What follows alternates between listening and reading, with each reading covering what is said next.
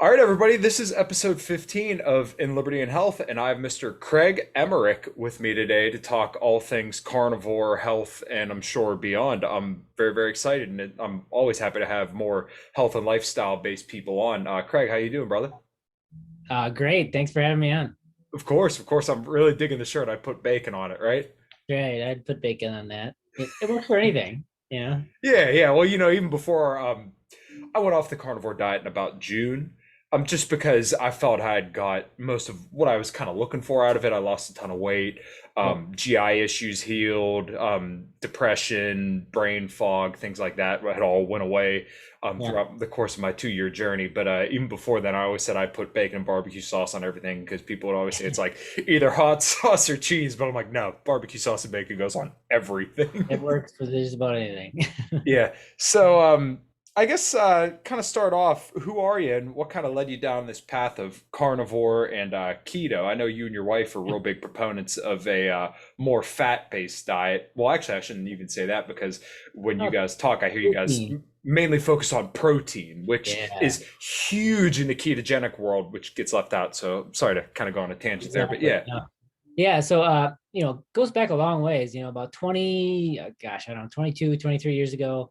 Uh, I met my wife, Maria, and she was, at the time, she was, struggling with some issues she had with IBS and acid reflux, did GI issues, and she also had PCOS, which Mhm. is basically, like insulin resistance of the reproductive system. And she adds extra weight she couldn't get off, even though she's following all the proper, guidelines of Mhm. eating whole grains and low fat and moving more and running marathons, right? And it still wasn't helping her out. Mhm. And so she thought there's got to be a better way. She went to college for nutrition and exercise science, but a lot of nutrition was just kind of the same old food pyramid kind of stuff.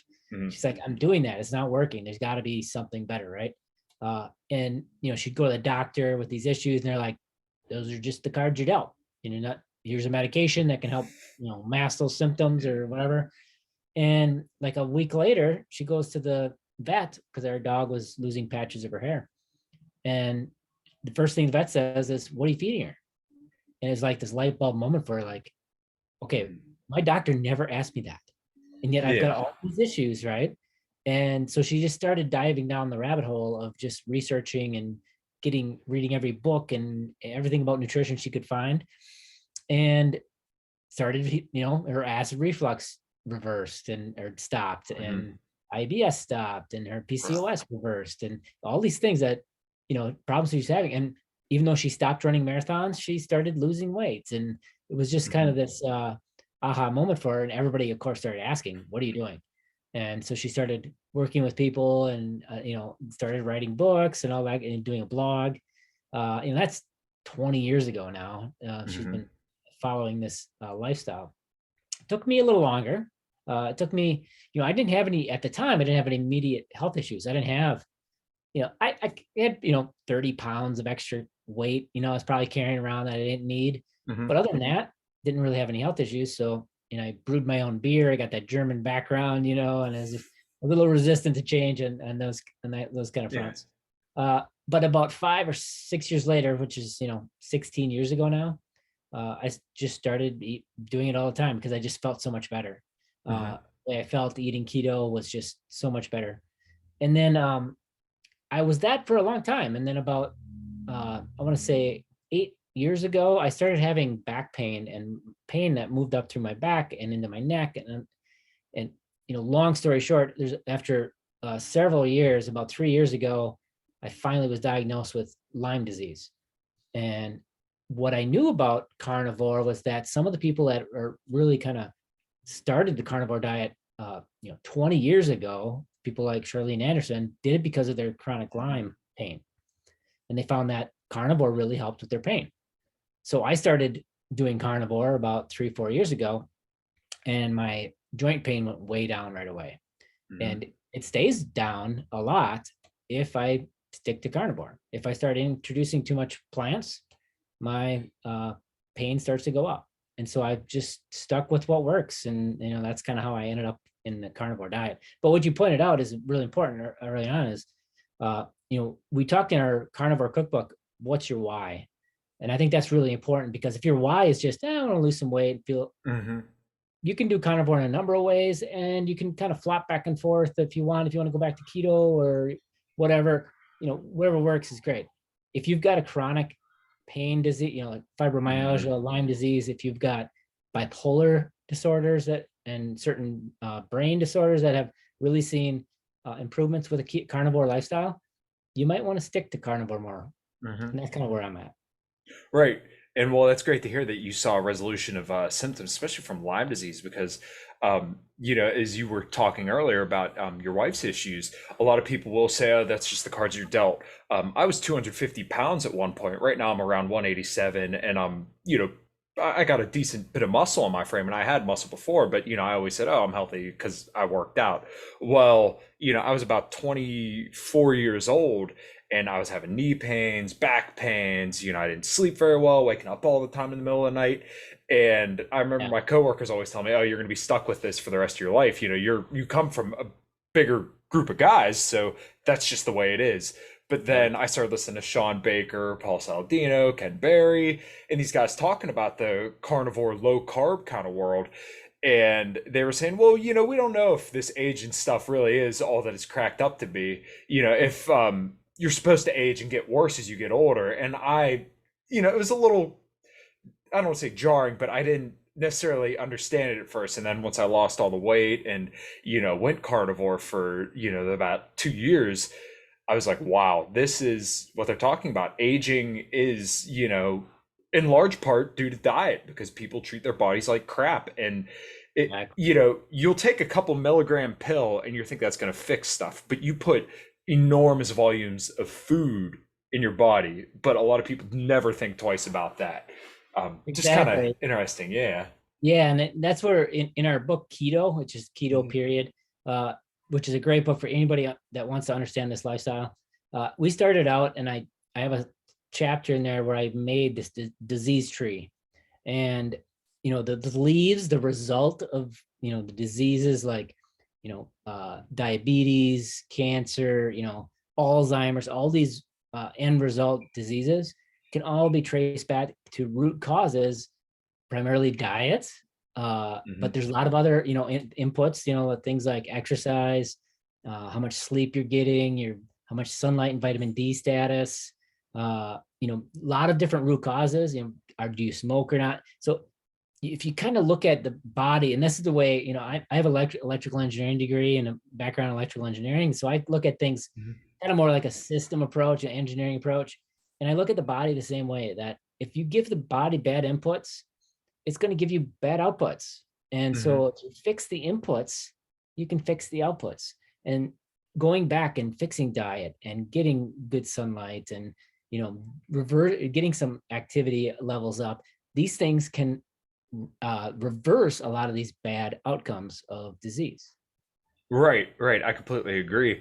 And I like that you said you really broke it down in a simple way of inputs and outputs, because I'm an automotive technician, right? I fix cars Yeah. for a living. And that it's a very, very good and effective way to look at it, because a lot of people don't think about it that way. They think, oh, well, this is just, what I want to have. This is the mouth pleasure. This is the flavor I desire. But they don't look at food necessarily as energy, right? Yeah. And they don't look at movement as necessarily something that's going to heal them as well. Because if the more muscle you have, the more your body can use glucose. So if you're having carbohydrates or even a high protein meal where some of that's going to be converted to glucose, if you have more muscle, then you're going to be able to utilize that better. Or, doing the 10 minutes after a walk or after a meal, you can take your glucose back down. So people just don't think about the inputs and outputs when it comes to activity and the stuff that they're putting in their body. I've heard people put it that way before, but I never really connected the dots perhaps until you Yeah. said it. But yeah, that's a very, very clever and effective way. Well, and I think that, I think our modern healthcare system, it's kind of like the old parable of, I can't remember the source of it, but Mhm. where there's a person that's coming down the river drowning. And so they, rush in and they save them. And then there's another person coming down the river drowning, and they rush in and save them.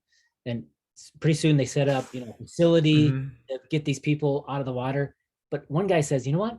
Why don't we go up the river and see what's causing people to fall in the river and fix that problem? right? Let's go upstream and fix the root cause of the problem, not keep putting band-aids on the, the end result of these problems. And that's kind of what modern healthcare is here's your pill.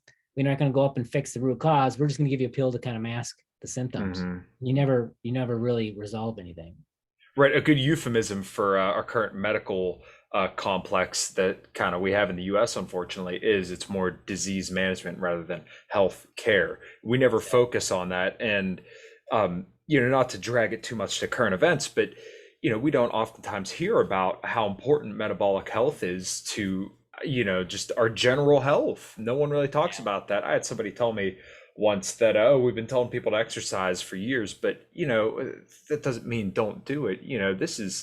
We lived thousands and thousands of years ago by running, hunting, and killing large animals and getting a lot of meat, protein, and fat from them.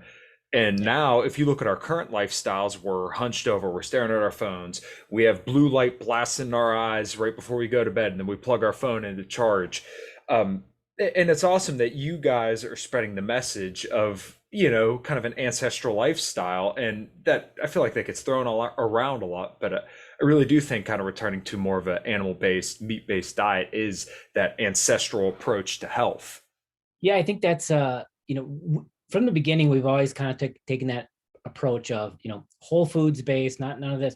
We tell clients if it's got keto on the package, avoid it. It probably Yeah. 99 times out of 100 it's junk. It's processed. Absolutely. I'm sorry to interrupt you, but you look at all these keto things. I want to say almost every single one I've ever picked up, with the exception of maybe like two things, had higher carbohydrate than fat. And in one of your talks, I heard you say we count all carbs, not just net carbs, because that's like a marketing scheme, right? You look at Yeah, all these keto ice creams, they have way more carbs than fat. And I kind of want to touch on the macro deal a little bit later, but you know, just because it says net carbs doesn't mean that it's still not a calorie that your body has to expend. That's not just free carbohydrates, free glucose you're getting. and especially in these kind of processed keto products too, is Hmm. what they'll do is they'll use ingredients that they can count as fiber, but will still impact your blood glucose and cause issues, Okay. spike your Yeah. blood sugar. One of those is soluble corn fiber. It's in a lot of these products. Yeah. They count it as a fiber. We have tons of examples of people with CGMs and everything just spiking their glucose like crazy, almost as much Hmm. as sugar from Wow. that ingredient, but they count it as fiber. So to us, just count total and you'll do a lot better. Right, right. So that kind of gets into the next topic, though, as I said earlier, the focus on macros. I've been in a lot of carnivore groups for quite a while now, and it's frustrating in a sense because you see some people that want to lose weight, and that's fine, but they dump a whole stick of butter in their coffee. They got half the jug of heavy whipping cream. They're eating the fattiest grain-fed ribeye they can find with six Yeah. pieces of bacon, and then the first thing they say is, I can't lose weight. Or they go off the diet for a day and they have like a blueberry, like one blueberry and two strawberries. They're like, oh, these carbs are making me gain weight. And it's like, well, you just had 3,000 calories from fat, right?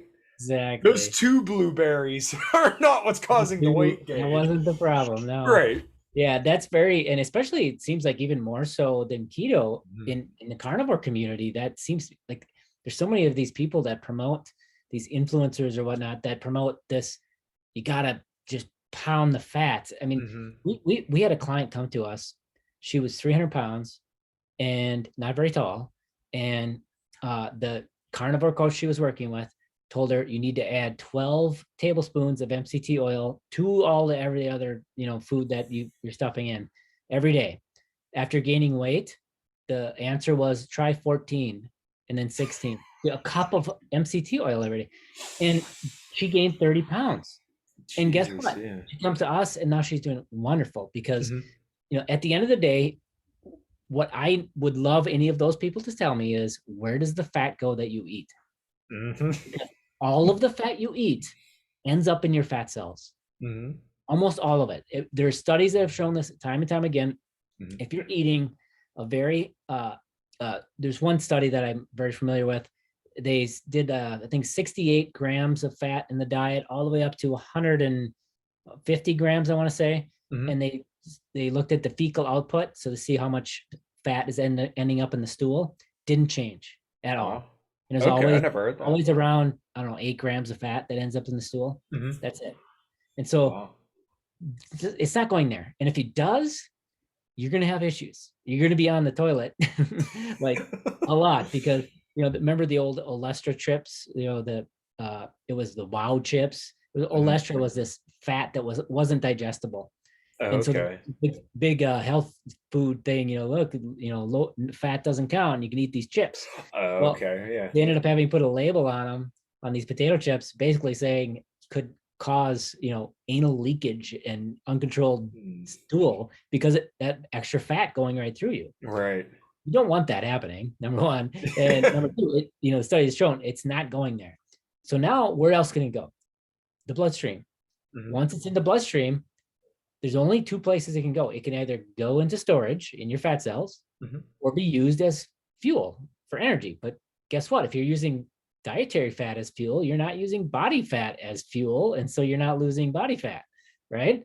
I Hmm. mean, end of the day, it's just, you can't put it any simpler than that. The fat you eat ends up almost all of it in your fat cells, which Hmm. means less of your own fat burned as fuel. I mean, that's just a fact. That's how the body works. Right. So this is what a lot of ketogenic and carnivore people get confused about because they hear burning fat and they automatically assume that that's body fat. Well, once again, if you're on a ketogenic diet and you're using ketones as fuel and fat as fuel, then your body burns more fat, but it also stores more fat. So when you have somebody telling you to pound all the MCT oil, pound all the butter, and get the fattiest ribeye, fattiest brisket, the fattiest cuts of meat that you possibly can, then your body has to, like you said, burn exogenous fat. It has to burn the fat you're taking in before it can ever touch the body fat stores. So that's not to say you don't need any fat, because obviously if you're on a ketogenic Yeah. diet, fat's your main source of fuel, but that doesn't mean that you have to just gorge on it. And I think that's one of the biggest mistakes that people make when they go on a keto diet is that they assume if a little fat's good, then a lot must be better. Yeah, I mean, it's just this. Nobody's ever answered that question when I ask it. Where's the fat go? Hmm. Of these promoters, because they don't have an answer. And the answer is it goes into your fat cells, and so it Hmm. becomes part of the fat pool on your body. And there's something called fat flux where there's always fat going in and out of your fat cells. They cycle in and out because fat comes out to be used as energy. If you're sitting on the couch, doesn't get used up, it goes right back in, packaged back up and goes right back into your fat cells.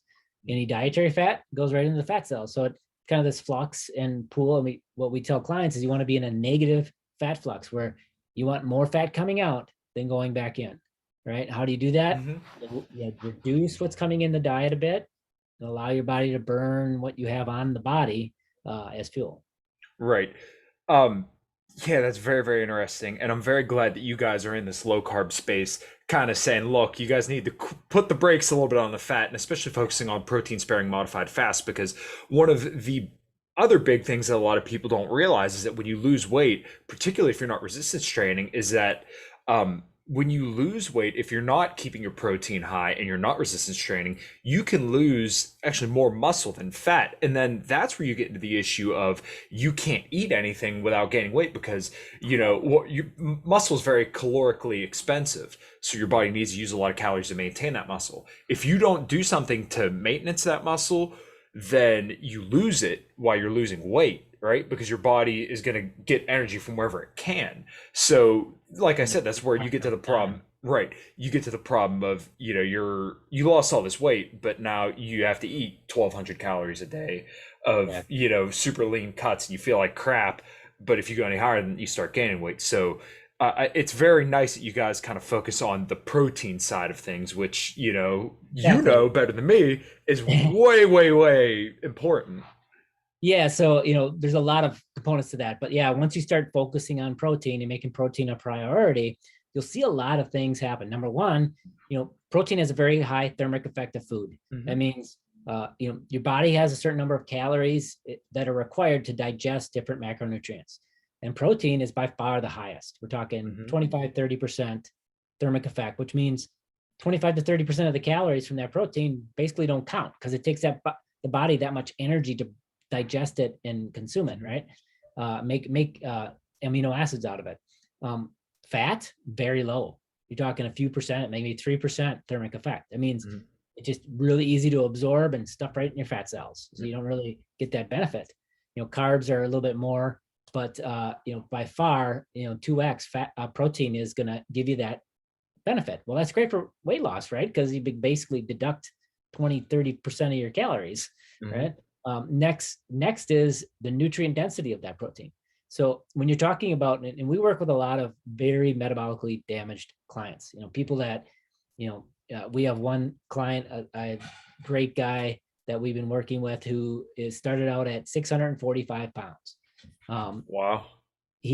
What's really interesting about him, he's got a different genetics where he seems to make new fat cells. Most people can't make new fat cells Mhm. as they are out past a certain age. Yeah. He apparently can because he had normal A1C and everything, even at 645 pounds.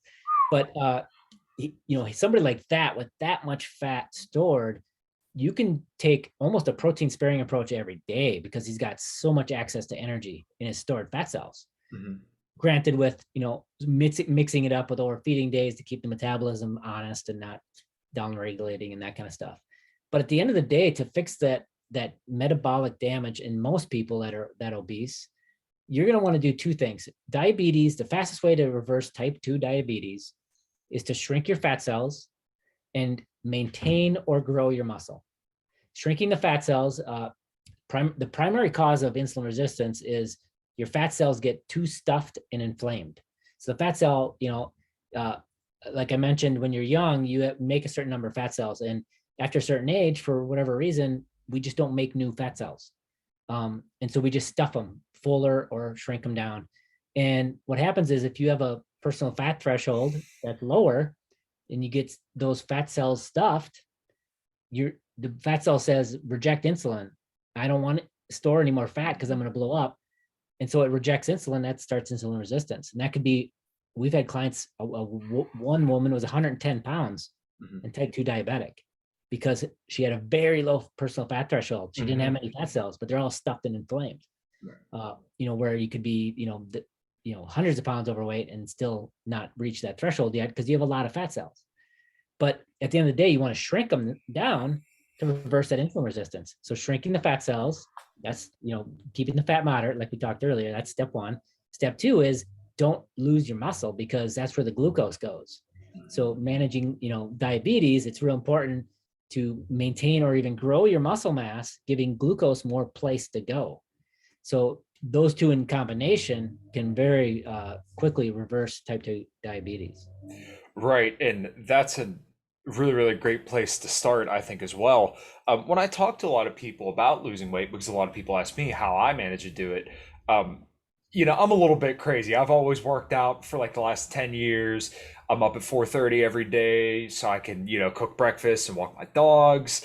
So I'm a little bit of an outlier, and that sounds very self-gratifying, but I usually try to tell people like, look, why don't you just try getting a little bit more protein in your diet and try walking post meal. Those two things are going to get you actually a lot further than you might think. And if we want to start resistance training, maybe try doing like a full body split 3 times a week, right? Because that's very manageable. You could spend maybe a half hour, 45 minutes doing that kind of split and not only see great results, but you're going to increase muscle mass because that's just a very, very good program to start out with and still maintain the walks and keeping up a higher protein diet.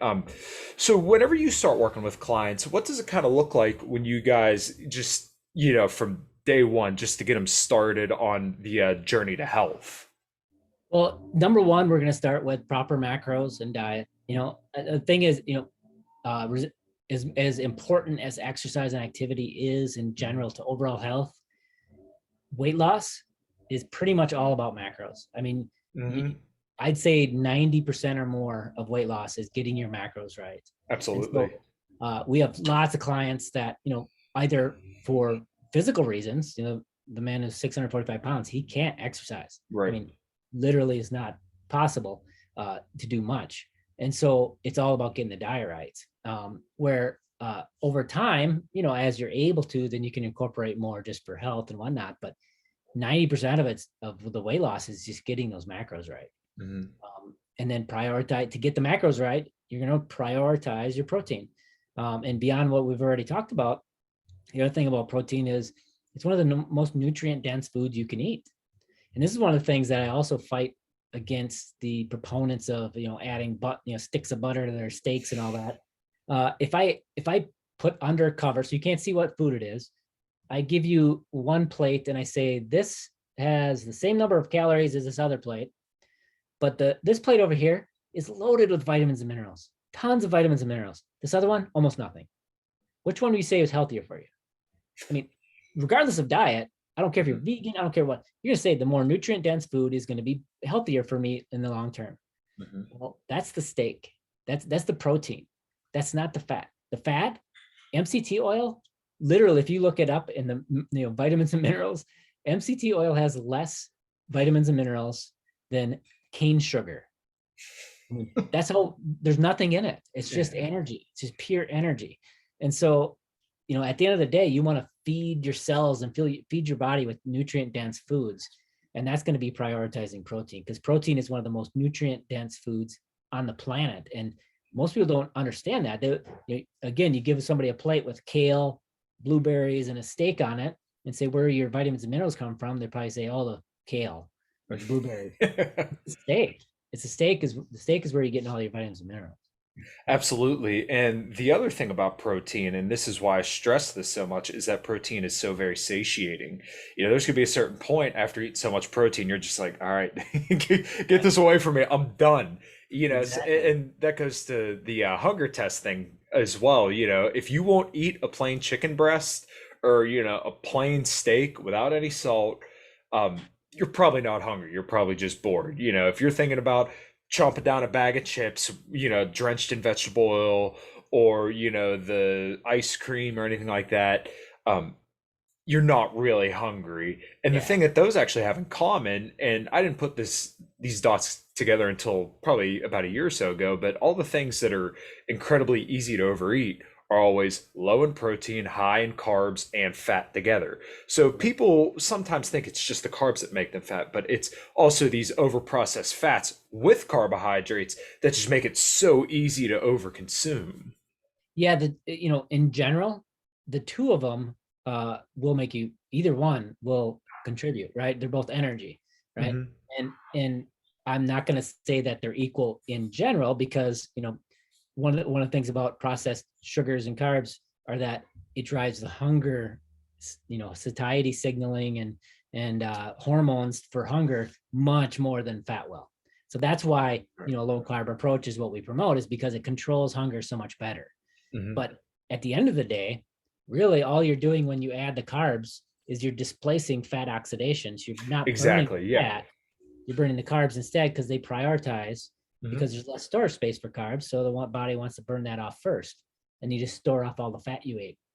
And so what's really interesting, a lot of our clients, when they do an honest accounting of macros before and after, beforehand, they're really eating the same amount of fat as they are after. They call this a high fat, low carb diet or whatever. They were just eating high fat, high carb. And then they just cut the carbs out, and maybe reduce the fat even a little bit from that for weight loss.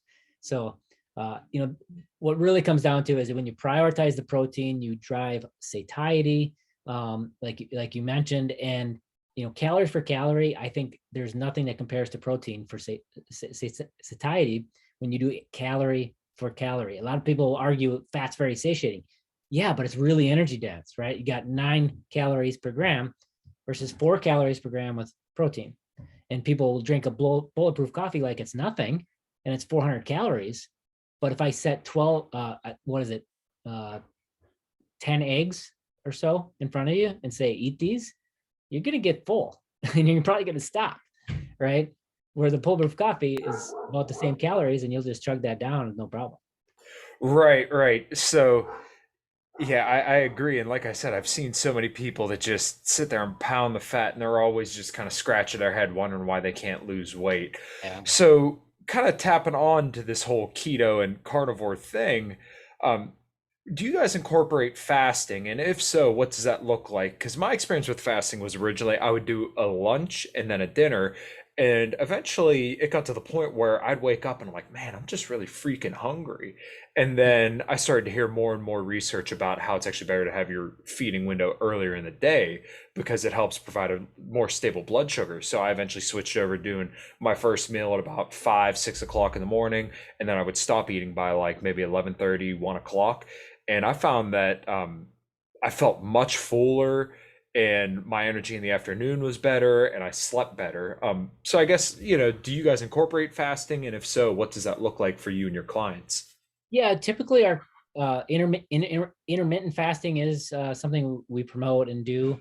And it depends, we look at it more as a tool to help reduce snacking and overeating. At the end of the day, getting your macros right is the most important thing for weight loss, whether that's in 2 meals, 1 meal, or 3 meals. If the macros are right and the same, you're going to do the same with the results. But a lot of people, they just get satiated to the point where they just skip a meal because they're not as hungry. So it kind of comes naturally that way. Uh, we never recommend fasting longer than 24 hours because you start to lose lean mass. Studies have time and time again shown this. And back to our original discussion, last thing you want to do, especially when metabolically damaged, is to lose muscle. So if you, that's why we do the protein sparing approach instead of long-term fasting. You do a protein sparing modified fast where you get a lot of the benefits because you got really low energy, almost no carbs, very little fat, but you get enough protein to maintain the muscle instead of lose it. So it's a kind of our alternative approach to that. Right. I think that's a great way to go about it because a lot of people will focus on doing these crazy long fasts, and I'm no exception. I went on vacation one time and I came home and I literally did an 133-hour fast. It was the longest I ever did. Um, Pro tip: don't ever try and run a few miles at 5 o'clock in the morning when it's dark out after a 5-day fast. It's pretty messed up. But yeah, I found that to be true as well. That when you're eating a carnivore diet, or perhaps even a keto diet. I kind of went from a high protein junk food diet to carnivore. You are just that satiated that you just find it easier to go longer times without meals. So typically, even when I was carnivore, it was 2 meals a day. And I think that's, from what I hear Right. from most carnivore people, that's how most people do it. Typically, yeah. And as far as timing, I think I agree that generally it's probably better to have a morning window, breakfast, lunch kind of thing, or late lunch. Uh, you know, it's really up to the person. And I think it's a little bit dependent on your body status as well. If you've got a ton of weight to lose yet, you probably wouldn't have those morning energy issues that you had, and you're not maybe not as active and all that. So I think those kind of play in as well. If you're getting closer to your goal weight, maybe only 20 or 40 pounds left to lose, and you're doing more activity, you might want to adjust your eating windows based on that for sure. Right, right. Um, so I guess another question I'd like to ask is, do you have a lot of people who, when they go off of carnivore or keto, um, do you see that they have issues regulating intake of carbohydrates? What's success like after they go, or do a lot of people tend to stick with it? For us, we treat the low carb approach. Now, people will put labels on keto and what keto is and all that. We look at it as a low carb approach where appropriate for your activity and whatnot, keeping carbohydrates lower, is going to be better for people long term in general. You know, uh, and again, that comes back to a lot of factors. Come back to things like prioritizing protein, even at goal weight, is still so important. You got to get enough protein to maintain that lean mass over time. You get all the vitamins and minerals from that protein. So continue to prioritize protein even in maintenance is important. And we kind of just look at it as the fat is the one that it gets adjusted. And so keep carbohydrates low, hit your protein goal every day based on how much muscle and lean mass you have, and adjust fat based on the goal. If you want to lose weight, dial it down. If you want to maintain, dial the fat back up. Start adding, more butter, sauces, or whatever you want to add to your meals, and you get to a maintenance point. Um, the problem is we see so many people and clients that have had that metabolic damage and have had a history of not a great relationship with foods, especially sugar type foods, where I mean, I can't tell you how many times we've had clients that suddenly we don't hear from them, so a follower on our groups or not. And a year later, they come back and they're like, I got to get back into this. I just wanted to have that one cupcake, and it turned it into a year off the wagon and gaining all the way back. I mean, that is so common. And that's the thing that, can be dangerous with, saying, oh, just live a little. Well, that's why we take the approach of we'll convert any recipe that there is. I mean, Maria's got thousands of recipes. You can convert any comfort food or anything that you want. Have the cupcake, just have a keto one, right? So that's kind of what we try to do in a maintenance standpoint.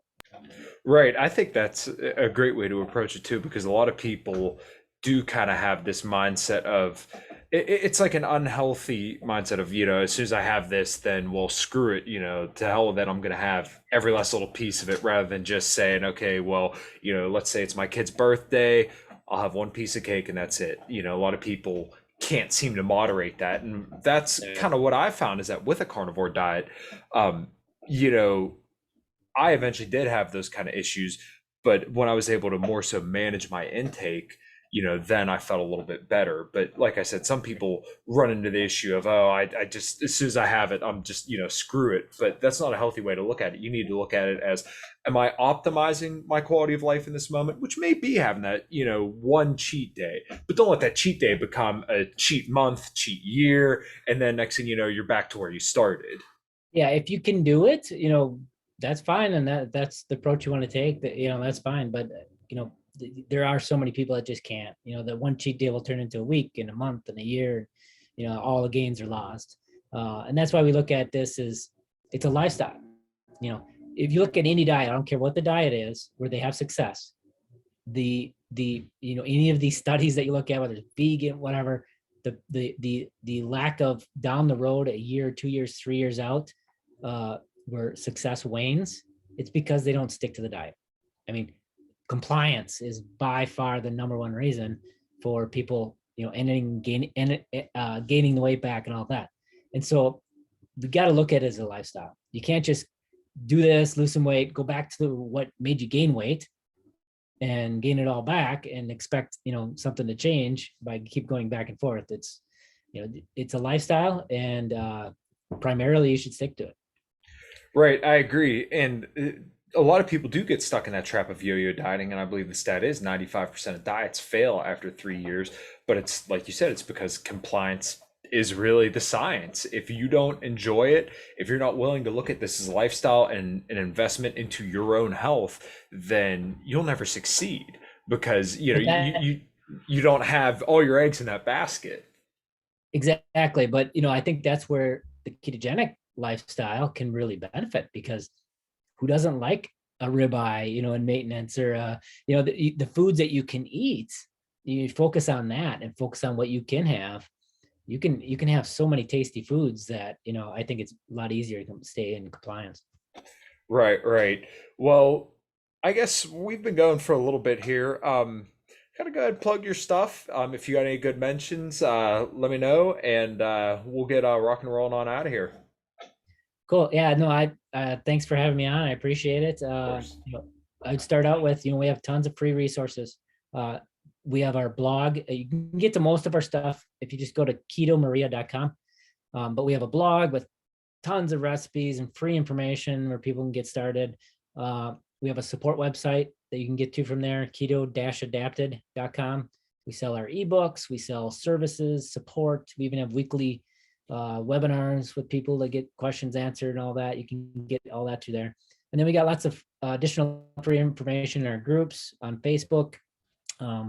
And usually Craig Emmerich or Maria Emmerich on Instagram or whatnot. And again, you can get to all those sites from ketomaria.com.